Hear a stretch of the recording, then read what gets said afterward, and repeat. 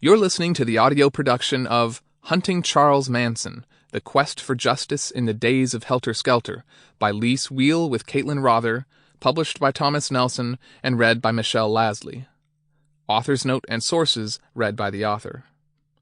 Please note that you may download an accompanying PDF that provides enhanced materials for this audiobook. To download the PDF, please visit info.thomasnelson.com/huntingpdf. Author's note. In taking on the quest for justice in the tragedy that was the summer of 1969, I thought about what made Charles Manson do what he did.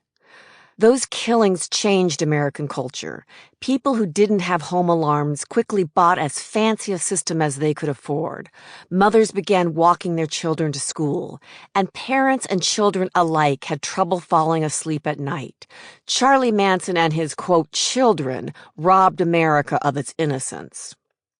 Nearly 50 years later, Charles Tex Watson, the man who carried out Manson's murderous plans, was asked by a parole board commissioner what made a God-fearing, church-going young man from Texas move to California and commit the worst killings this state has ever seen. The commissioner's question was asked in a thunderous tone. He was met with silence from the prisoner and straight-on stares from family members of the victims.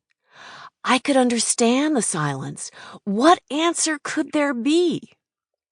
As the only reporter allowed in that parole hearing in California, I brought into the room 15 years of national television crime reporting, and as a former federal prosecutor, hundreds of federal prosecutions. I am proud to be a third-generation federal prosecutor after my father and grandfather before me. That same grandfather was also a judge, and my father had also served as an FBI agent. I have had a lifetime of law enforcement exposure and experience, and yet I was as bewildered as the parole commissioner by the crimes. This mystery is part of the reason behind this re-examination of arguably the most notorious crime in American history. How could it have happened? I also wanted to explore the process by which justice was done. The Christian tradition of which I am a part has justice at its center, a consequence of the belief that God will ultimately put all things right.